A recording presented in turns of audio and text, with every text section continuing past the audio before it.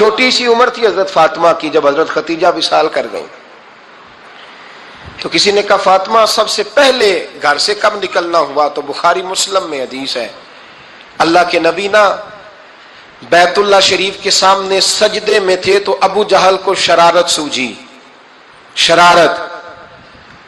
اس نے کچھ لوگوں سے کہا، عقبہ بن نبی معیط تھا، کچھ اور لوگ تھے، کہنے لگا میں ابھی رستے سے گزرا ہوں تو وہاں کسی نے اونٹ ذبح کیا ہے، تو اونٹ کی اوجڑی، آپ نے اوجڑی دیکھی ہے نا، جانور کی اوجڑی بڑی وزنی ہوتی ہے، اس میں گندگی ہوتی، اونٹ کی اوجڑی بڑی وزنی ہوتی تھی، کہنے لگا وہاں اونٹ کی اوجڑی پڑی ہے، وہ دیکھو نبی پاک معاذ اللہ سجدے میں ہے، تو معاذ اللہ ثم معاذ اللہ وہ اونٹ کی اوجڑی اٹھاؤ حضور کی گردن پہ رکھ دو۔ تھوڑا سا مشکل سے جمعہ پڑھنا پڑ جائے نا، اور تھوڑا سا مشکل سے پڑھانا پڑ جائے تو ہم دین کے بہت بڑے خدمت گزار بن جاتے ہیں۔ یہ دیکھو سجدے کتنی مشکل سے ہو رہے ہیں، یہ دیکھو سجدے کتنی مشکل سے ہو رہے ہیں، کتنی مشکل سے حضور کے سر انور پر اوجڑی رکھ دی۔ یہ وہ وقت ہے کہ نہ تو چچا ابو طالب ہیں جو پہنچ جاتے، نہ جناب ختیجہ ہیں جو بندوبست کرتی، تو کسی نے نا جناب ختیجہ کے دروازے کے سامنے منہ کر کے کہا کہ محبوب کے گھر والوں حضور کے سر اقدس پر اوجڑی رکھ دی ہے کسی نے، اور حضور سر اقدس اٹھاتے ہیں تو تکلیف محسوس کرتے ہیں۔ جناب فاطمہ کہتی پہلا دیہڑا تھا جب میں چہرے پہ کپڑا ڈال کے نا تو اپنے بابا کے لیے نکلی، فرماتی پہلا دن تھا، میں حرم کعبہ میں پہنچی، حضور کو سجدے میں دیکھا تو چھوٹے چھوٹے ہاتھوں سے میں نے اوجڑی نیچے گرائی، حضور بولے کچھ نہیں، نہ میں نے کوئی بات کی، میں نے حضور کی انگلی کو تھاما اور میں کنویں پہ لے آئی، حضور بھی نہیں بولے، جناب سیدہ فرماتی میں بھی نہیں بولی، حضور بیٹھ گئے اور میں کنویں سے پانی نکالنے لگی، میں حضور کی زلفیں دھوتی جاتی اور حضور روتے جاتے، زلفیں دھوتی جاتی اور حضور روتے جاتے۔ پھر حضرت فاطمہ نے جب حضور کی زلفیں دھو لیں تو ہاتھ اٹھائے، کہا اے اللہ جنہوں نے میرے بابا کو تکلیف دی ہے نا ان کو برباد کر دے۔ میں رات روایت پڑھ رہا تھا مشکات سے تو میں حیران ہو رہا تھا کہ یہ عجیب منظر ہے، یہ عجیب منظر ہے کہ جب طائف والے پتھر مارے اور نبی کریم علیہ السلام سے حضرت زید بن حارثہ کہ حضور دعا کریں یہ تباہ ہو جائے، تو نبی پاک کہ نہیں زید میں نے نہیں ان کے لیے تباہی کی دعا کرنی، یہ نہیں ٹھیک ہوتے تو ہو سکتا ہے ان کی نسلیں ٹھیک ہو جائیں۔ اور جب احد میں وہ لوگ پتھر مار کے دانت شہید کر دیں، حضرت ابوبکر صدیق جیسی ٹھنڈی طبیعت کا آدمی عرض کرے حضور دعا کریں یہ تباہ ہو جائے، تو حضور نے فرمایا اللہم اہد قومی فإنہم لا یعلمون، یا اللہ میری قوم کو ہدایت دے، یہ جانتے نہیں یہ کیا کر رہے ہیں۔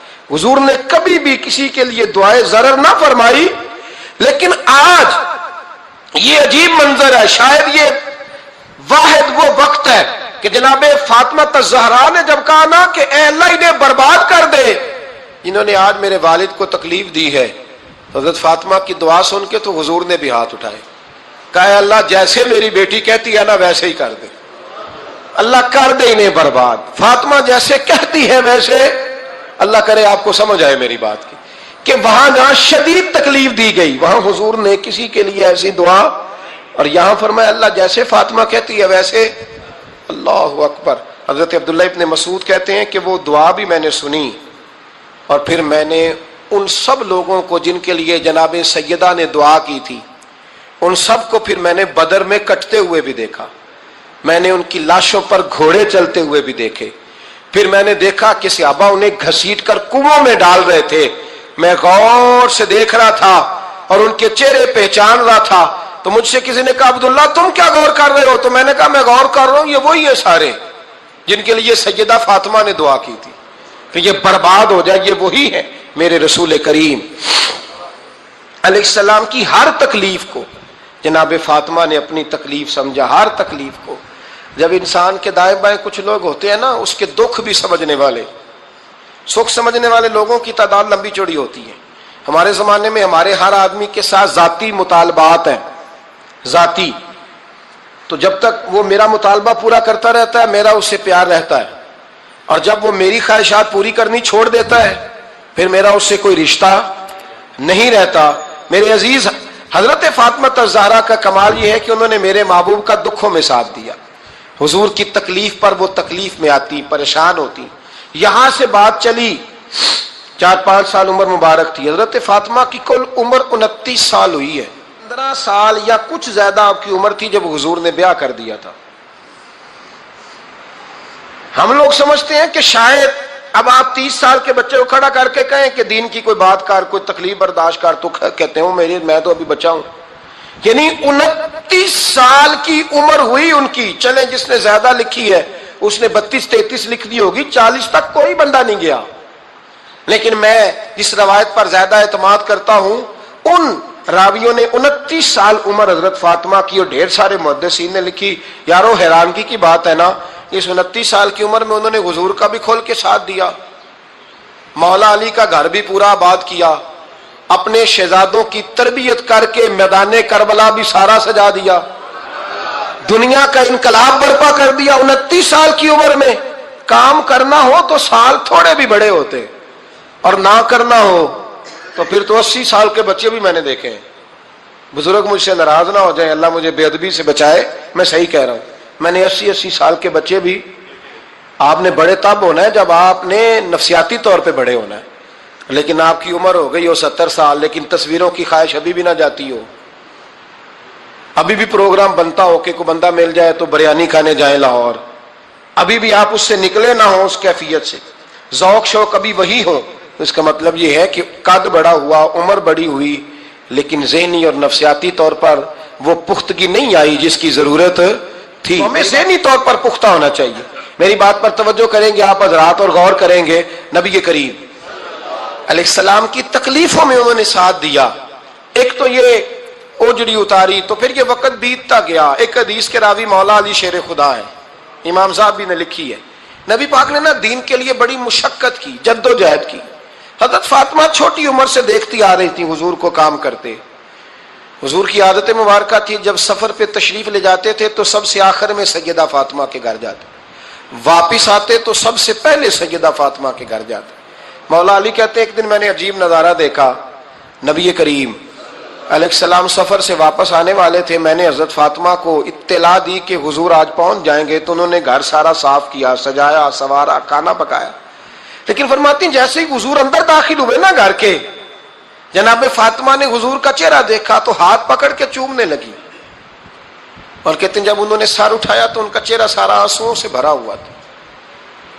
रसूल करीम ने बेटी के सर पे हाथ रखा, बिठा लिया। फरमाया फातिमा बेटे रोने वाली तो बात कोई नहीं थी, क्यों रो पड़ी हो? तो अर्ज करने लगी महबूबा मैं बचपन से देख रही हूं, मेहनत करते, जद्दोजहद करते, मुशक्कत करते, या रसूलल्लाह आज आप आए हैं तो आपके चेहरे पर थकावट के आसार हैं, हुजूर वजूद थका हुआ है। या रसूलल्लाह मैंने सारी जिंदगी आपको काम करते देखा है, मदीने वाले हबीब मुझे बता तो सही काम कब तक करना है? को वक्त आएगा जब आपकी कमर भी बिस्तर से लगे, को टाइम आएगा आप घर में बैठे मन पसंद गिजाएं खाएं। हुजूर कब तक ये जद्दोजहद करनी है, कब तक ये काम होगा? जनाब फातिमा फरमाती हुजूर ने मेरे आंसू पूछे। मौला कायनात शेर खुदा फरमाते हैं, नबी करीम अलैहिस्सलाम फरमाने लगे फातिमा तेरे बाप की ड्यूटियां बड़ी ज्यादा है, जब तक दुनिया के आखिरी कोने तक दीन नहीं पहुंच जाता, और जब तक ईंटें और पत्थर भी मेरे दीन का पैगाम सुन नहीं लेते, उतनी देर तक तेरा बाप जद्दोजहद करता ही रहेगा। ये बड़ा मुश्किल काम है, ये दीन का सफर, ये दीन की जद्दोजहद, ये दीन की थकावट। आप अपनी मर्जी नहीं कर पाते, लोग अपनी मर्जी के साथ जी नहीं पाते जो इस रास्ते के मुसाफिर होते हैं। वो दीन की प्रॉपर्टी होते हैं, उन्हें दीन के मुताबिक चलना पड़ता है। तो जनाब फातिमा ने वो सारे रंग देखे रसूल करीम अलैहिस्सलाम की हयात मुबारका के। फिर ये सारी कैफियत जब देखी ना कि हुजूर इतनी मेहनत करते हैं, तो फिर जनाब फातिमा को मेरे नबी की उम्मत से प्यार बड़ा हो गया सल्लल्लाहु। समझिएगा इस बात को, उम्मत मुस्लिमा से हजरत फातिमा को बड़ा। इमाम हसन कहते हैं मेरी अम्मा सारे काम करती थी घर के। अब तो शहजादे हैं ना हमारे बच्चे, काम और बच्ची, यानी बच्ची मेके से वापस आती है तो सबसे बड़ा दुखड़ा ये सुनाती है कि वो काम बड़ा कराते हैं। यही है ना दुखड़ा? हाँ ना तो करें। सबसे बड़ा दुखड़ा क्या है? पता नहीं क्या कराते होंगे, हाल नहीं चलवा लेते कहीं, या कुछ चक्की नहीं पिसवा लेते, पता नहीं कौन सा ऐसा काम है। اور میں آپ ناراض نہ ہو جانا، میں بھی بیٹی کا باپ ہوں، میں بھی بہنوں کا بھائی ہوں، میں بھی اس بات کو سمجھتا ہوں، لیکن ایک بات ذہن میں رکھنا کہ یہ بات نہیں ہے کوئی کرنے والی کہ سارے بچی کے ماں باپ جمع ہو کے پہنچ جاتے ہیں ہماری بچی جی کام بڑے کرتی ہے۔ مثلاً کیا کرتی ہے؟ کیا کرتی ہے وہ؟ آؤ میں بتاؤں میرے مصطفیٰ کی بیٹی کیا کرتی تھی۔ میں نے سینکڑوں دفعہ یہ بات کی ہے اور میرا دل کرتا ہے روزانہ کروں، پھر کرتا ہوں۔ دنیا میں کوئی اتنا غریب ہے جس کی بیٹی اتنا کام کرے کہ ہاتھوں پہ چھالے پڑ جائیں؟ ہے کوئی اتنا غریب تو اٹھ کے بتائے کہ میری بیٹی سسرال میں اتنا کام کرتی ہے کہ چھالے پڑ جاتے ہیں؟ میں دکھاتا ہوں، میرے رسول کی شہزادی کو چھالے پڑ جاتے۔ کچا مکان، جناب فاطمہ جناب فضا کی لونڈی تھی، ان سے مٹی منگاتی اور گھر میں لیپا پوتی کرتی، پھر جھاڑو دیتی۔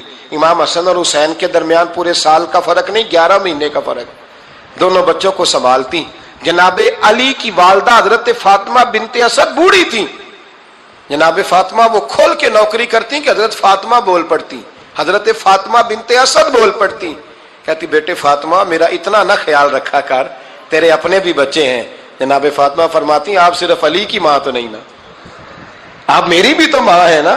یہاں بیبیاں فلسفہ بیان کرتی ہیں، وہ کہتی ہیں جی کس حدیث میں آیا ہے ساس سسر کی خدمت فرض ہے؟ میں نے کہا کسی میں بھی نہیں آیا۔ ہم کیا کہہ رہے ہیں؟ کسی میں بھی نہیں آیا، لیکن یہ تو آیا ہے نا کہ شوہر راضی ہو تو اللہ راضی رہتا ہے۔ تو اگر شوہر ماں باپ کی خدمت سے راضی ہوتا ہے تو کرو خدمت، اس کو تو راضی کرنا ہے نا، اس پر تو توجہ دو۔ حضرت فاطمہ پھر چکی پیستی، چکی چکی، یہ آسان جملہ نہیں، کہہ جاتے ہیں ہم، سن لیتے ہیں آپ۔ چکی پیس کر، جو پیس کر اس کا آٹا بنانا، پھر بچوں کے لیے کھانا پکانا۔ پھر ایک دن کہنے لگے علی آپ کی آمدن تھوڑی ہے، خرچے زیادہ، چرخا نہیں لا دیتے؟ فاطمہ کیا کرو گی؟ فرمایا تھوڑا سا سود بنا لیا کروں گی، تم بیچ آیا کرنا۔ چلو میں تھوڑا ہاتھ بٹاؤں گی۔ یہ ساری ڈیوٹیاں کر کے حضرت حسن برواتے ہیں، پھر عزت والے رسول کی عزت والی بیٹی، پھر شانوں والے نبی کی شانوں والی بیٹی، پھر پاک محبوب کی پاک شہزادی، ساری ڈیوٹیاں کر کے رات کو مولا علی سے کہتی اگر آپ اجازت دیں تو اللہ کو راضی نہ کر لوں؟ تو حضرت علی فرماتے فاطمہ جیسے دل کرے۔ تو امام حسن کہتے ہیں پھر میری ماں مصلی بچھا لیتی، مصلی، اور پھر ساری رات وہ نماز پڑھتی، ساری رات، اور فرماتے ہیں جب سویرے ہاتھ اٹھاتی تو پہلی دعا یہ کرتی اے اللہ میرے رسول کی امت پہ رحم فرما، اے اللہ میرے رسول کی امت پہ رحم فرما۔ تو کہتے ہیں زمانے بیت گئے یہ دعا سنتے۔ تو ایک دن میں قریب گیا تو میں نے کہا امی حضور کوئی دعا میرے لیے بھی کر دیں، کوئی حسین کے لیے بھی کر دیں، کوئی زینب کے لیے بھی کر دیں۔ ساری دعائیں امت مصطفیٰ امت مصطفیٰ امت مصطفیٰ۔ کتنا بڑا جملہ ہے، کتنا بڑا، شیخ محقق نے لکھا ہے کتنا بڑا۔ جناب فاطمہ فرمانے لگی تیرے لیے بھی کرتی ہوں، حسین کے لیے بھی کرتی ہوں، زینب کے لیے بھی کرتی ہوں، سب کے لیے کرتی ہوں، پر بیٹا یاد رکھنا فاطمہ کی دعاؤں پر پہلا حق میرے رسول کی امت کا ہے۔ فاطمہ کی اصل میں بات بہت خوشی کی سنا دی میں نے آپ کو، لیکن آپ وہیں سست کے سست رہ گئے۔ یہ کسی عام آدمی کی دعا نہیں، پیر صاحب کی، درویش صاحب کی رٹی رٹائی دعا نہیں، یہ سیدہ فاطمہ کی دعا ہے۔ آپ کو اتنا بڑا خزانہ مل رہا ہے اور آپ سمجھے ہی نہیں بات کو۔ حضرت فاطمہ فرمانے لگی میری دعاؤں پر سب سے زیادہ حق میرے رسول کی امت کا ہے، تو میں یہ حق ہمیشہ ادا کرتی رہوں گی، میں انہیں دعائیں ہمیشہ دیتی رہوں گی۔ حضرت فاطمہ بڑا پیار کرتی ہیں۔ امام حسن کہتے ہیں کہ ایک پورا دن گزر گیا، کھانے کو کچھ نہ ملا، اگلی شام آ گئی تو چند روٹیاں کھانے میں ملیں، جو لائے حضرت علی، جناب فاطمہ نے پیس کے روٹی پکائی۔ فرماتی ہیں سب کو کھانا کھلا دیا تو اپنی روٹی آپ نے رکھ لی۔ جب آپ کھانا کھانے لگی، کھانے پر ہاتھ ہی رکھا تھا کہ دروازے پر کسی نے صدا دی، تو کہتے ہیں بولنے والے کے لفظ بڑے عجیب تھے، جس نے صدا دی نا اس کے لفظ بڑے عجیب تھے، کہنے لگے اور رسول اللہ کی بیٹی میں 2 دن سے فاقے میں ہوں، تو مجھے پتا ہے اس گھر سے روٹی ضرور ملے گی۔ جناب فاطمہ نے نہ کھانا اٹھایا، امام حسن کو کہنے لگی بیٹے دے آ۔ جناب حسن کہتے ہیں مجھے بڑی تکلیف ہوئی، ہم سب کھانا کھا چکے تھے، مولا علی بھی کھا چکے تھے، صرف میری اماں نے نہیں کھایا تھا۔ ماں اور بیٹے کا پیار، اور پھر حسن حسین اور سیدہ کا پیار۔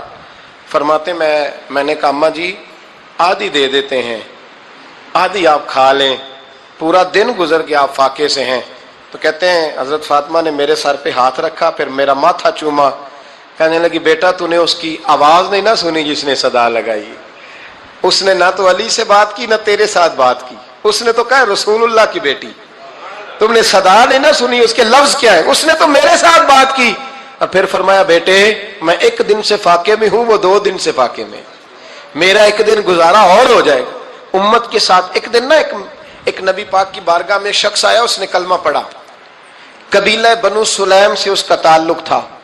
نبی کریم علیہ السلام نے اس سے اس کی مالی حالت پوچھی تو عرض کرنے لگا یا رسول اللہ صلی اللہ علیہ وسلم میرے قبیلے میں 3000 لوگ ہیں اور سب سے غریب میں ہی ہوں۔ نبی کریم صلی اللہ تعالی علیہ وسلم نے فرمایا اس کی مدد کرو بھائی۔ حضرت سعد بن عبادہ اٹھے تو انہوں نے نا اس کو کہا کہ میری اونٹنی باہر کھڑی ہے تو یہاں سے اٹھ کے چل، میں اونٹنی تجھے دیتا ہوں۔ مولا علی شیر خدا اسی وقت اٹھے اور آپ نے اپنے سر سے امامہ شریف اتارا، فرمایا میں نے کل ہی خریدا ہے، یہ میں تمہیں تحفے میں دیتا ہوں۔ حضور نے نا حضرت سلمان فارسی کی ڈیوٹی لگائی، فرمایا اسے سواری بھی مل گئی، کپڑے بھی مل گئے، اس کے کھانے کا بندوبست کر، پتہ کر کس گھر میں کھانا ہے تو لا۔ حضرت سلمان فارسی کہتے ہیں میں گلی میں نکلا تو پہلی نظر میری سیدہ فاطمہ کے دروازے پہ پڑی، میں نے دستک دی، سیدہ فاطمہ اندر سے بولی کون ہے؟ میں نے کہا میں غلام سلمان فارسی۔ جناب فاطمہ تزارا سے میں نے عرض کی ایک بندہ آیا ہے، کلمہ پڑھا ہے اور وہ کہتا ہے 3000 آدمی میرے قبیلے میں ہے اور سب سے غریب میں ہوں، تو اماں جی اس کو مولا علی نے امامہ دے دیا ہے اور حضرت سعد بن عبادہ رضی اللہ تعالیٰ عنہ نے اونٹنی دے دی ہے۔ اب وہ حضرت فاطمہ فرما سکتی تھی کہ جب شیر خدا نے دے دیا ہے تو ہمارا تو حصہ پڑ گیا، تو فرمانے لگی بھائی میرے ساتھ کیا مطالبہ ہے بتاؤ جلدی کرو۔ کہا کھانا نہیں کھایا اس نے، تو آپ فرمانے لگی کھانا دیتے ہیں۔ حضرت سلمان فارسی کہنے لگے اماں جی کھانے میں کیا ہے؟ تو کہنے لگی کچھ بھی نہیں، 3 دن ہو گئے حسن حسین نے روٹی نہیں کھائی، پر بڑا کچھ ہے میں دیتی ہوں۔ کہتے میں سوچ میں پڑ گیا کہ انہوں نے 3 دن سے نہیں کھایا، پھر بھی بڑا کچھ ہے، پھر بھی ہم نے نا جو کھایا ہے اور باقی کا سالن فریج میں رکھا ہے، پرسوں والا بھی فریز ہوا پڑا ہے، شام کی سبزی آ گئی، کسی نے پوچھا حال کیا؟ کہتا سب سے غریب میں ہی ہوں، بڑا ماڑا بندہ ہوں، رو پڑیں گے پریشان۔ کہا بچوں نے 3 دن سے روٹی نہیں کھائی، پر سلمان بڑا دیا ہے میرے اللہ نے، بڑا کچھ ہے۔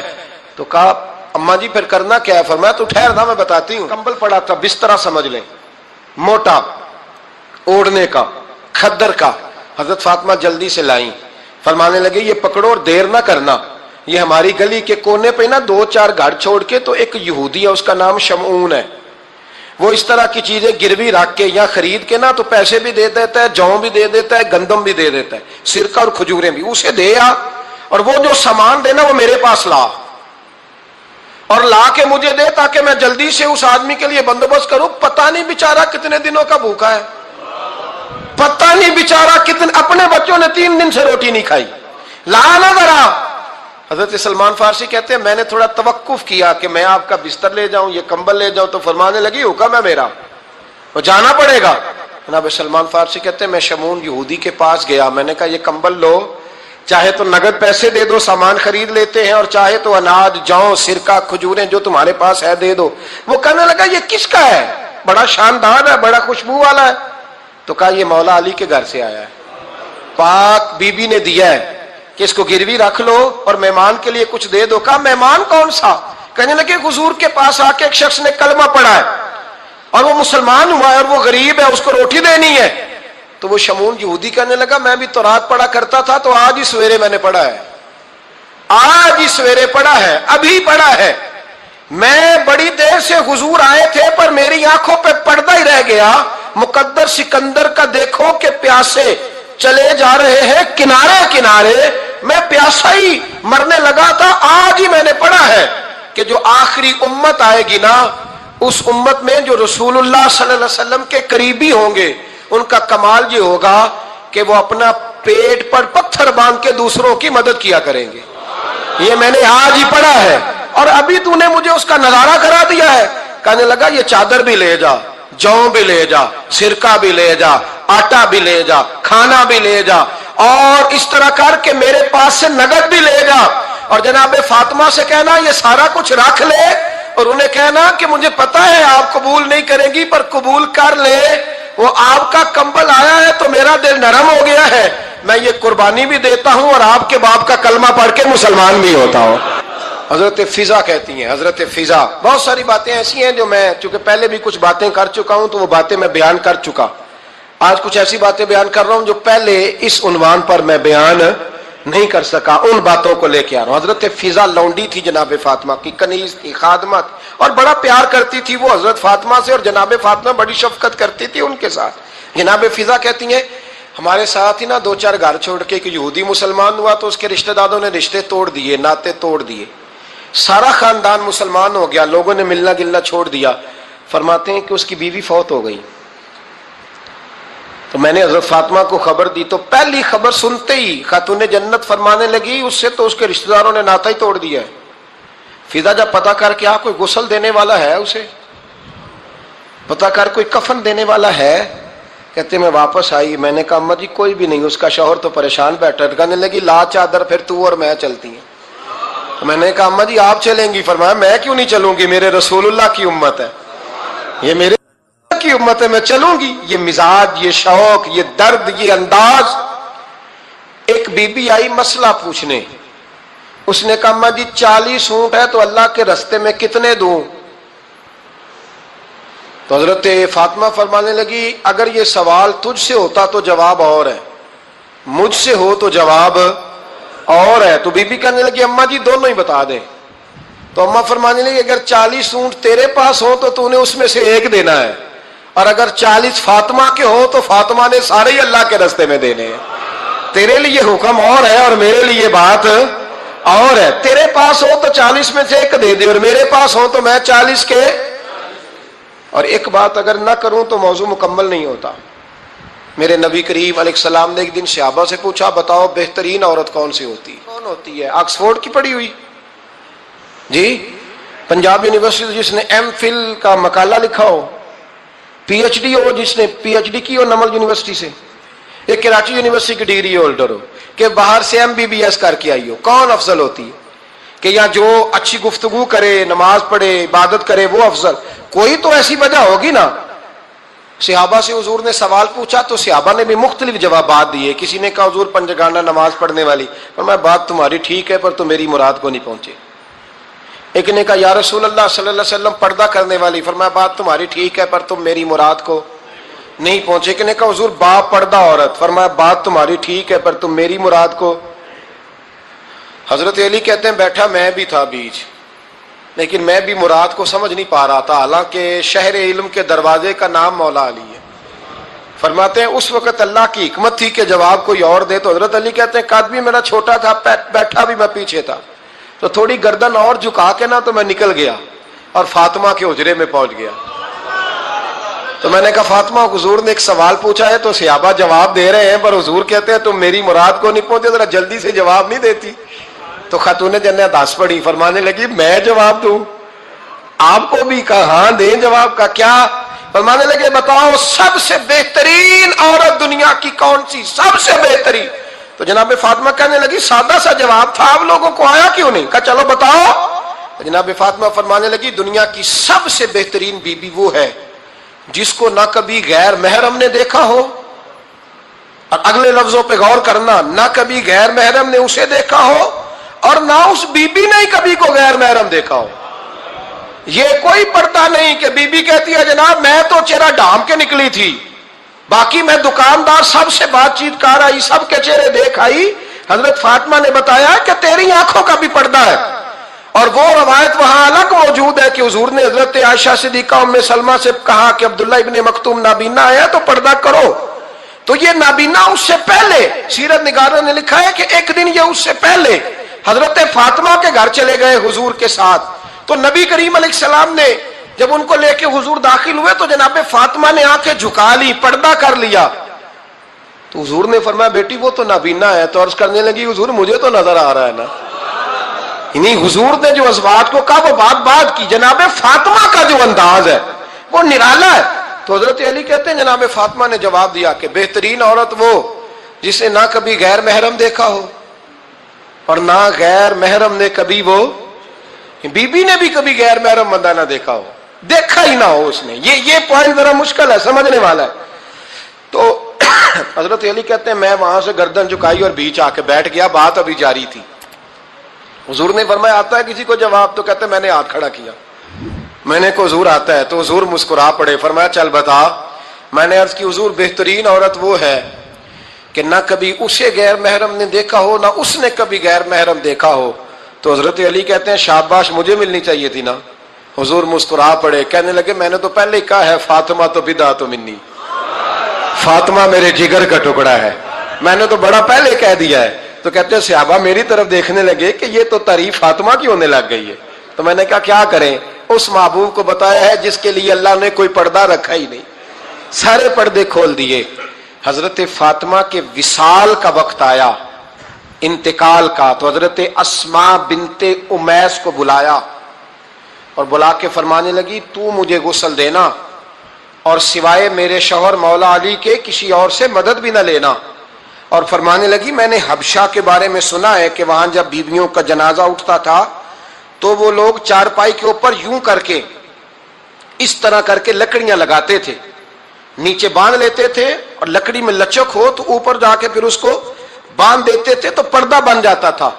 فرمایا میں نے علی کو بتا دیا ہے، تمہیں بھی بتا رہی ہوں، جنازہ میرا رات کو اٹھانا اور لکڑیاں لگا کے نا تو اوپر پردہ کر لینا، میرے وجود پر پڑی ہوئی چادر پر بھی کسی کی نظر نہیں پڑنی چاہیے۔ رات کو جنازہ اٹھانا اور رات کو مجھے دفن کر دینا۔ مدینہ منورہ میں حضور کے وصال ظاہری کے 6 ماہ بعد جناب فاطمہ الزہرا کا جنازہ اٹھا تو مسجد نبوی شریف سے ایک شخص اپنی داڑھی آنسوؤں سے بھگوتا ہوا نکلا تو حضرت ابوبکر صدیق نے کھڑا کر کے پوچھا کیوں نبی پاک کے چچا عباس روتے کیوں ہو؟ حضرت عباس کہنے لگے پہلے حضور گئے تھے، اب نبی پاک کی تصویر بھی چلی گئی۔ کیا ہوا؟ کہ جناب فاطمہ کا وصال ہوا، پھر سے ایک دفعہ مدینے میں رات آئی، پھر سے شام ہوئی، پھر سے جنازہ اٹھا۔ شیر خدا علی المرتضیٰ رضی اللہ تعالیٰ عنہ نے، حضرت عباس نے، حضرت قسم دین عباس نے، حضرت عبداللہ ابن عباس نے تدفین سے فارغ ہوئے۔